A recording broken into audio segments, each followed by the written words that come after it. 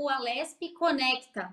Hoje a gente vai trazer aqui no programa a doutora Carla Rodrigues, especialista em direito de família. Ela vai falar um pouquinho para a gente de como fica a guarda compartilhada, o regime de visitação em tempo de pandemia. Seja muito bem-vinda, doutora.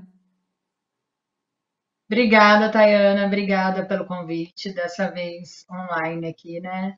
Espero logo estar no programa ao vivo com vocês. Exatamente, doutora. Vamos começar esse programa explicando um pouquinho o que é a guarda compartilhada. A gente sabe que é um assunto que as pessoas às vezes ficam um pouco confusas, então eu acho importante a gente começar explicando o que é a guarda compartilhada. Tá. O ponto mais importante antes de falar da guarda compartilhada que eu gosto de falar é que ela não pode ser confundida com a guarda alternada. A guarda alternada é aquele tipo de guarda que a criança fica alternando mesmo de residência, um dia com um, ou uma semana com o pai, uma semana com a mãe. E não tem nada a ver com a guarda compartilhada. Há uma confusão muito grande sobre esse tema, tá? A guarda compartilhada, a criança fixa a residência com um dos pais, mas ambos têm controle e tomam decisões em conjuntos sobre as diversas áreas da vida da criança, escola, é, cursos extracurriculares, enfim. As decisões são tomadas em conjunto com os pais, e isso sim é a guarda compartilhada. E aí, sempre na guarda compartilhada, a gente tenta estipular um regime de visitação quando este não é livre, para não ter problema depois no futuro de o pai querer pegar, o homem querer pegar e eles ficarem nessas discussões porque não tem dias definidos. Tá certo. E na guarda compartilhada, como costuma ser o regime de visitação? É em dias de semana, só em finais de semana ou é caso a caso? Cada caso é um caso, como tudo na área de direito de família e do direito em si, cada caso é um caso, né? Então, vai depender muito da idade da criança, das condições dos pais, se eles moram perto, se eles não moram, se moram no mesmo bairro, na mesma cidade, se moram no mesmo bairro, o pai consegue pegar na escola mais de uma vez por semana, facilita ali ele ter um convívio melhor com a criança. Se mora em cidades diferentes ou em bairros distantes, como aqui em São Paulo, a gente demora 2 horas para chegar num local da cidade, fica inviável. E aí o melhor a gente sempre tem que prezar o que é melhor para o menor. Então, como fica inviável, vai ficar uma viagem cansativa, ele para casa do pai durante a semana, ter que voltar à noite e já dormir, no outro dia ter que ir para a escola. Então, é definido cada caso específico, né? Mas normalmente, algumas vezes na semana, ou uma vez por semana, e final de semanas alternados, assim como feriados alternados e férias são divididas. Mas tem que analisar cada caso. Não funciona para todo mundo. Depende muito da idade da criança também. Crianças pequenas não devem sair da rotina. Isso prejudica. Tem vários estudos que prejudicam o desenvolvimento do menor. Então, não é possível estipular aí diversas vezes por semana no meio da semana essa visita, tá? Então, é analisado cada caso. Tá. E no caso agora que a gente está nessa pandemia, e a gente às vezes tem que prezar mais pela saúde da criança, como que ficou a guarda compartilhada e o regime de visitação na pandemia?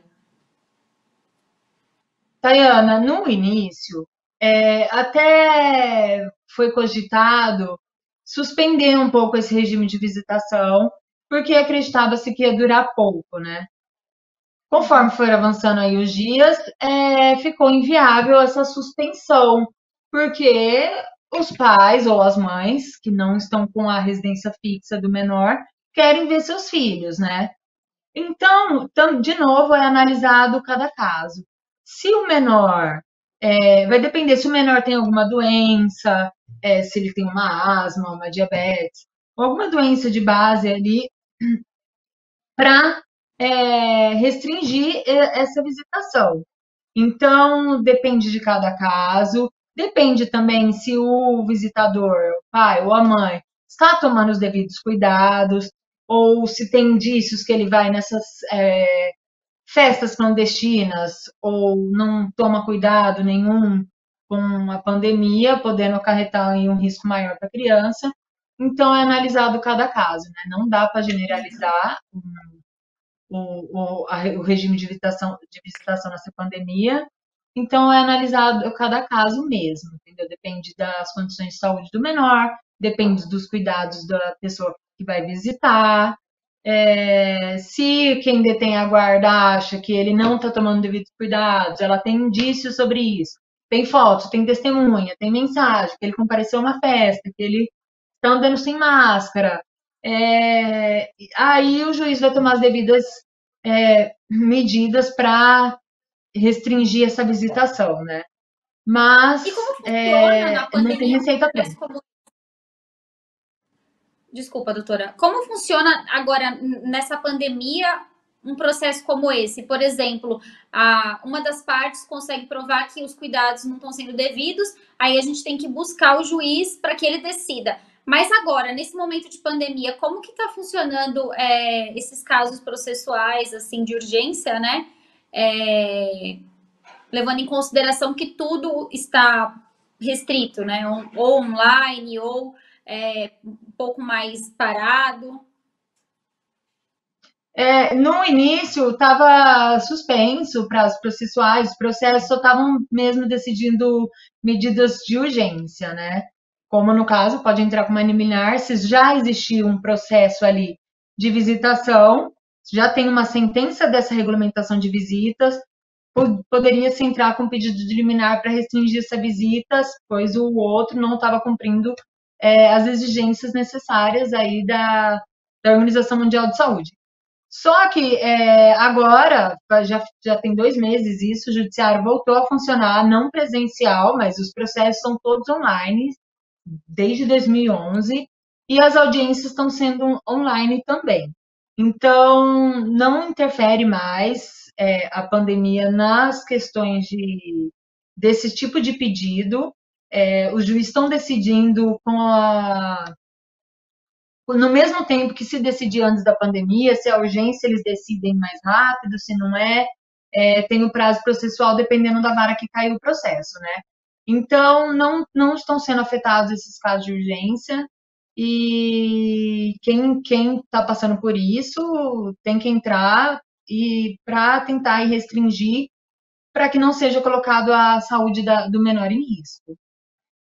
E aí a gente pode chamar isso de uma guarda unilateral por um tempo determinado, né, da pandemia? Não, na verdade, o regime de visitação não tem nada a ver com a guarda compartilhada, né?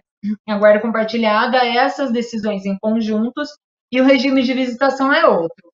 O regime de visitação, nesses casos, pode ficar suspenso temporariamente durante a pandemia ou até cessar a medida que suspendeu aí essa visitação do menor, ou seja, o pai voltou a tomar os cuidados devidos, ou ou o trabalho dele mesmo precisava que ele se deslocasse muito de cidades, fazendo com isso aí ele ter uma maior chance de contrair o vírus. Então, agora a empresa dele colocou em home office, ele não precisa mais ficar viajando, andando de avião, enfim. Então, ela pode ser temporária, da pandemia ou temporária até que cesse alguma medida aí que o juiz julgou necessário restringir a visitação. Mas a E no guarda caso continua sendo ou compartilhada ou unilateral. Vai depender do que eles tinham na sentença no momento que eles entraram lá atrás com o processo, entendeu? Também pode ser modificada. Essa guarda pode ser modificada a qualquer momento, desde que cumpra alguns requisitos necessários para tal, né? E na questão, por exemplo, de tem a criança mora ou com o pai ou com a mãe e uma pessoa do convívio está com a Covid-19 e a outra parte pode pedir para com a criança por um tempo até que se a situação fique normalizada novamente? Pode, pode e deve, porque está colocando ali, na verdade, tem coisas que o judiciário não deveria nem ser acessado, né? Se as pessoas tivessem um pouco mais de consciência. Mas em caso de divergência entre as partes, o judiciário está aí para resolver essa situação. Se tem algum parente que mora na mesma residência, ou da criança, ou que a criança fixou residência, ou do outro que faz as visitas, seria aí de totalmente bom grado, né? Suspender essa visitação o quanto antes, pelo período aí que o vírus fica incubado no corpo. E aí, se não há anuência entre as partes, então que procure o judiciário com uma medida liminar para suspender temporariamente essa visitação. Mas pode. E, doutor, na questão de pagamento de pensão na pandemia, a senhora acha que aumentaram os casos, por exemplo, da falta de pagamento por conta da pandemia? E como fica essa questão? Porque a gente sabe que muitos trabalhadores estão recebendo salário reduzido, porque a jornada está reduzida. Como fica a pensão nesse caso? Tayana, tem aumentado e muito, assim, eu não tenho ainda os números sobre esse aumento, mas foi muito, tá? Nos meus processos já aconteceram com vários. É, quem paga pensão pedindo aí a revisão, pois os rendimentos caíram muito. Pessoas que são empresários, PJs, ou tiveram mesmo o seu salário diminuído por conta da pandemia, pela carga horária reduzida, entraram aí com pedido de revisão para não ter problema, ser preso, o que não está acontecendo tanto nessa pandemia, né? Eles estão prezando mais pela prisão domiciliar e, e para não haver uma execução desses valores que não são pagos, porque muitas vezes quem paga pensão está mesmo sem condições de poder pagar. Então, o ideal é tentar uma conversa com o pai, com a mãe, documentar isso para que não ocorra problema depois. E que durante a pandemia, ou enquanto o salário estiver reduzido, reduzir um pouco o valor da pensão, conversar também com as pessoas, ou o dono do apartamento, se ele mora de aluguel, ou da escola, tentar ir reduzir um pouco o valor, para que, em último caso, seja feito a diminuição da pensão alimentícia, entendeu? A pensão alimentícia tem caráter de urgência e a criança não pode ficar sem, pois ela depende de tudo dessa pensão, né? Então, desde para se manter, para pagar a escola, para se alimentar, custos com farmácia, convênio, enfim. Então, isso deve ser também analisado em cada caso. Não é todo mundo que vai entrar com um pedido de revisão que vai conseguir. Isso tem que ter provas, tá? Tem que ser documentais, para conseguir comprovar aí a redução de rendimentos para justificar uma diminuição no valor da pensão alimentícia, tá? Mas mesmo assim, tem que negociar com os outros fornecedores antes de tentar aí uma revisão de pensão, para que o menor, porque é filho, não seja prejudicado em primeiro lugar.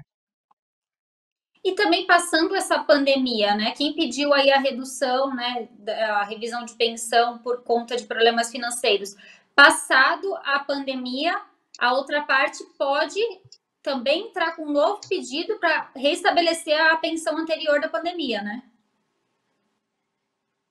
Pode e deve, porque nem tudo é da forma que a gente gosta, né? Muitas vezes, alguns pagadores de pensão aí, mesmo podendo pagar o valor que pagava antes ou mais, eles não alteram isso na justiça e nem repassam isso para o filho.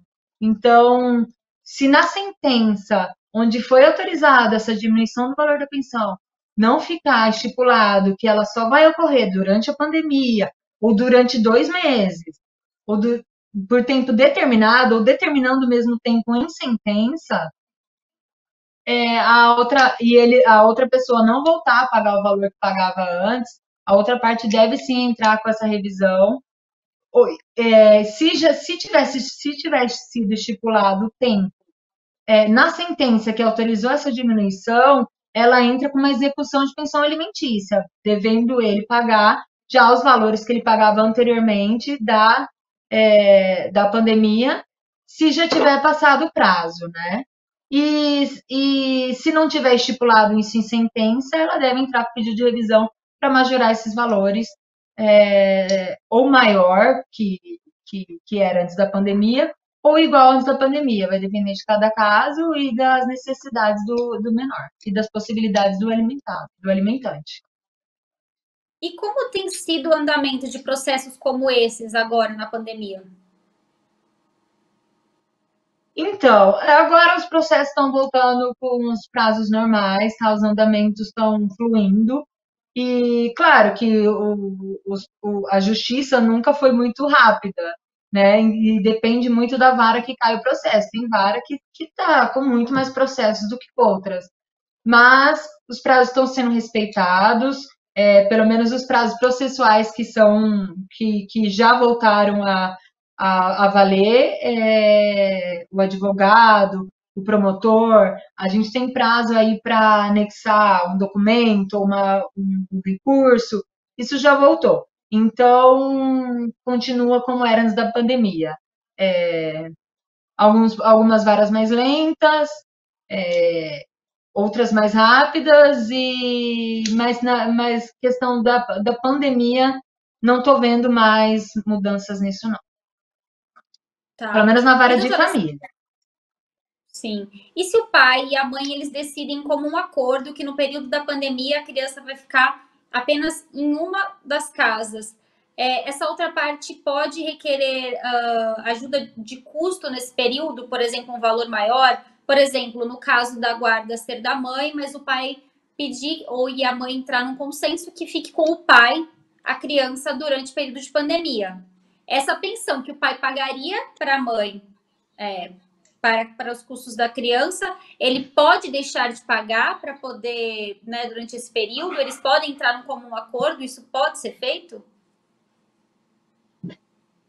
Então, na verdade, quem está com a residência fixa, quem está com a guarda ali naquele momento da criança, sim, ele deve receber pensão, porque os gastos são maiores, né? São gastos mais com alimentações, com água, com energia, com a internet. Então, em comum acordo, isso deve funcionar. E se não funcionar, tem que procurar a justiça, né? Mesmo que o que recebe a pensão passe a guarda momentânea ali para o outro, ele deve começar a pagar ou deixar de receber aquele período ali, né? Pelo menos parte da pensão, ou seja, parte com alimentação, outros gastos. Agora tem gastos fixos que é inerente e deve ser pagos, por exemplo, a escola, convênio, isso aí não tem por onde fugir, né? Mas isso é bem difícil de funcionar extrajudicialmente, tá? As partes têm que ter um bom relacionamento para isso funcionar. Mesmo assim, eu não aconselho que seja feito um acordo. Pode ser feito um acordo entre as partes, mas que esse acordo seja homologado judicialmente com a supervisão do Ministério Público, para que não haja problema depois para nenhuma das partes.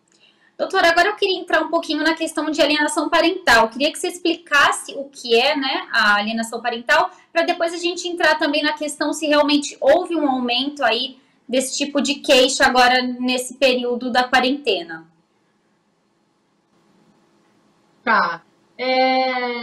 Não tive acesso a nenhum dado que houve aumento sobre alienação parental, tá? É um tipo de processo que já existe bastante, então não soube de nada de aumento sobre esse tipo de ação, que é, na verdade, um crime, né? Porque a alienação parental é quando um dos genitores é, alguns requisitos para configurar a alienação, né? Ou ele fala mal do outro, ou que detém a guarda dificulta a aproximação do filho com o pai ou com a mãe. São diversos fatores que vão determinar aí se está existindo uma alienação parental ou não, tá? Desde falar mal, agir com condutas que não são benéficas para a criança, dificultar a visita, só que não é um processo simples, tá? Ele depende de provas, e às vezes esse tipo de prova é muito difícil de se fazer. Então, muitas vezes nesse tipo de processo, a gente depende até de um laudo aí psicólogo, da criança passar por um psicólogo, para conseguir comprovar aí que está existindo alienação. E essa alienação pode ter diversos tipos de acontecimentos que desencadeiam aí o fim desse processo. Desde modificação de regime de visitação até uma modificação de guarda. Por exemplo, se a mãe faz alienação parental, fica comprovado que essa alienação é feita pela mãe, ela pode até perder a guarda e é o pai passar a ter guarda unilateral da criança, né? Então, precisa tomar cuidado, é um tipo de processo que depende de provas documentais ou print, em segundo aí lugar testemunhas e laudo psicológico aí, para saber também como anda o psíquico do menor. As provas nesse caso, então, precisa de muita coisa, né? Precisa de uma testemunha, precisa de laudo de um psiquiatra.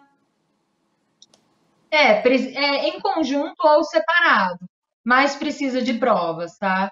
Não é um tipo de processo simples, né? Depende de provas, porque às vezes é coisa da cabecinha do menor, às vezes brigas, né, entre o pai e a mãe, e um começa a imaginar que o outro está fazendo isso. Então, é um tipo de processo que realmente precisa de prova, porque existe uma penalidade sobre isso, né?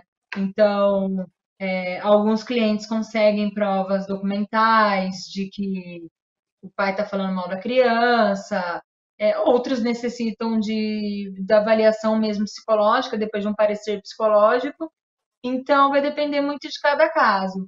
Mas é uma luta constante para nós advogados regulamentar melhor esse tipo de processo, porque ele não é muito bem definido, existem vários projetos para melhorar aí esse crime, esse tipo de crime, e ainda nada foi feito, mas torcendo para logo ser feito aí, fica mais fácil também comprovar que está existindo essa alienação para tentar prejudicar menos ainda o menor que está sofrendo com esse tipo de alienação, né? Nenhuma criança gosta de ver o pai ou a mãe falando mal do outro. Então, ou mesmo dificultando aí o convívio entre eles. Então, deve ser coibido e deve ser melhor estruturado aí pelos governantes. Voltando à questão que a gente estava falando um pouco sobre a pensão também, que até ficou uma dúvida. Por exemplo, no caso da parte que arca com os custos de transporte escolar ou de escola, e esses custos foram reduzidos ou anulados, no caso de transporte escolar, a outra parte pode pedir a suspensão do pagamento desse valor? Pode. Pode sim. Primeiro, eu oriento que ele converse com a parte, né, que está recebendo a pensão, e fazer isso com um acordo e homologar esse acordo na justiça, para depois ele não ser executado, né? Que durante esse período da pandemia, ou enquanto não estão tendo aulas, que o valor destinado a X, que é equivalente ao transporte, à alimentação na escola, pode ser suspenso por esse período. Tá. E agora a gente viu também nessa quarentena, né? Acontecem casos de a mãe às vezes tem a disponibilidade, ou o pai, de ir para uma outra cidade onde os casos de Covid são reduzidos. Ela pode fazer isso? Levar a mãe ou o pai levar a criança para um outro estado, para uma outra cidade, por conta da segurança, né? Na questão da saúde. E a outra parte, ela tem que ser de acordo ou ela pode fazer isso por ser um período de pandemia? Não, sempre tem que ser de acordo. A outra parte tem que estar de acordo, principalmente se eles detêm a guarda compartilhada, tá? E aí vai precisar aí do pai autorizar, ou a mãe, quem não está com a guarda, autorizar essa mudança temporária de cidade da criança, tá? O ideal é isso, tá? É, das partes concordarem, se não concordar, recorrer ao judiciário, justificando também essa mudança, né? Não é simplesmente pegar a criança, sair e fazer o que quiser com ela, porque existe aí um regime estipulado de visitação e vai ficar prejudicado. Tá. Existem casos em que, agora não só falando de pandemia, mas falando no geral, existem casos em que quem tem a guarda da criança pode mudar de cidade, de estado, é, sem o consentimento da outra em caso de trabalho, enfim. Então, o ideal seria com consentimento da outra ou com uma autorização judicial, tá? Na questão de mudança de trabalho, você consegue uma autorização judicial justificando que houve uma proposta de trabalho melhor ou que houve uma transferência de emprego e o juiz não vejo problema do juiz negar essa autorização, não, tá? Mas o ideal é que seja um acordo entre as partes, homologado na justiça. Se não for possível esse acordo, o juiz está aí para decidir isso através de um pedido de autorização judicial. Esse tipo de processo é rápido e o juiz autoriza aí a mudança de domicílio do menor. Tá certo, doutora. A gente está chegando aqui no finalzinho do programa, então eu queria agradecer aí o seu esclarecimento, a sua participação. Já estendo o convite para próximas e, se Deus quiser, na próxima já lá no estúdio, na TV Alesp. E eu quero agradecer então a sua participação aqui hoje, doutora. Obrigada, Tayana. Obrigada pelo convite. É sempre uma honra participar do programa. E já está aceito. O próximo programa ser presencialmente lá na Lesp. Obrigada. Tá certo, doutora. Obrigada. Esse foi mais um Alesp Conecta, que hoje fica por aqui. Até uma próxima. Tchau, tchau.